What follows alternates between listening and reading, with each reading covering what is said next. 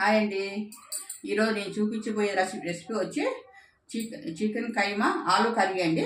దానికి కావాల్సిన పదార్థాలు చూడండి. ఇది చికెన్ అండి. సన్న సన్న ముక్కలు కోసుకొని ఫస్ట్ మిక్సీ పట్టుకుందాం.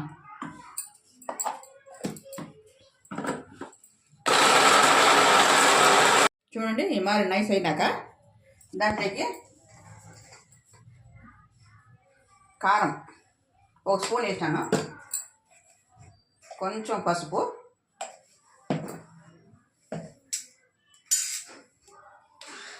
కొంచెం అల్లం పేస్ట్ అండి, అల్లం వెల్లుల్లి పేస్టు,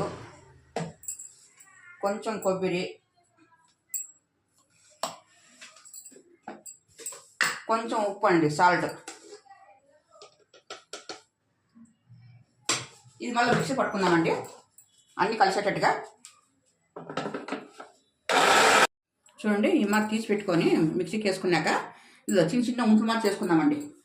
చిన్న చిన్న బాల్స్ మారి చూడండి. ఈ మారి బాల్స్ చేసుకున్నాక ఈ మారి తూట్ల గిన్నెలో చూడండి, తూట్ల గిన్నెలో ఆవిరి మీద ఉడికించుకున్నాము. చూడండి చూడండి ఈ వేడి నీళ్ళు మీద పెట్టానండి. పెట్టి మూత ముచ్చేది. చూడండి ఈ మార మూత ముచ్చేది.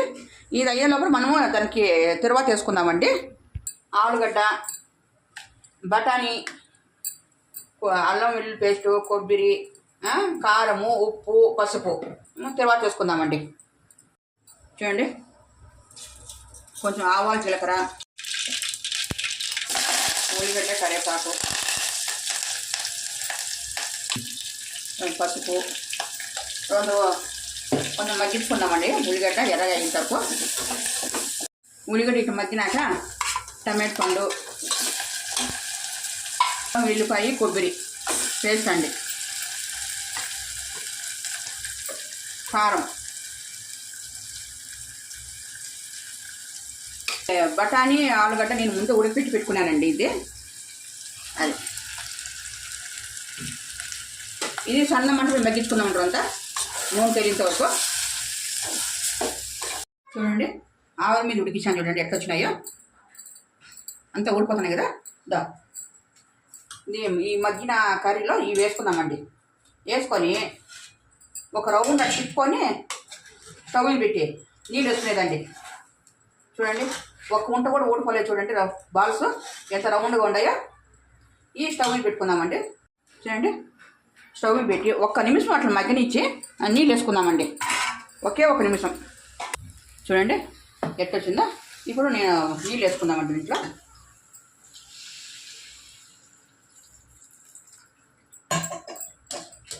చూడండి 10 నిమిషాలు ఉడిపించుకుందామండి.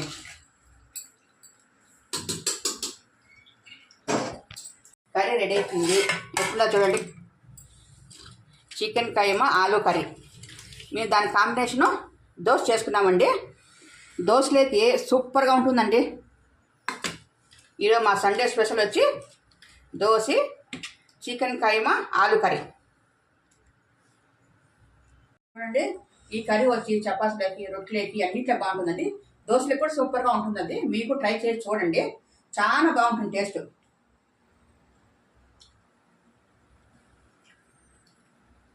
ఉప్పు, కారం అన్నీ కరెక్ట్ సరిపోయినాయండి. మీరు ట్రై చేసి కామెంట్ బాక్స్లో పెట్టండి. Like and share, subscribe.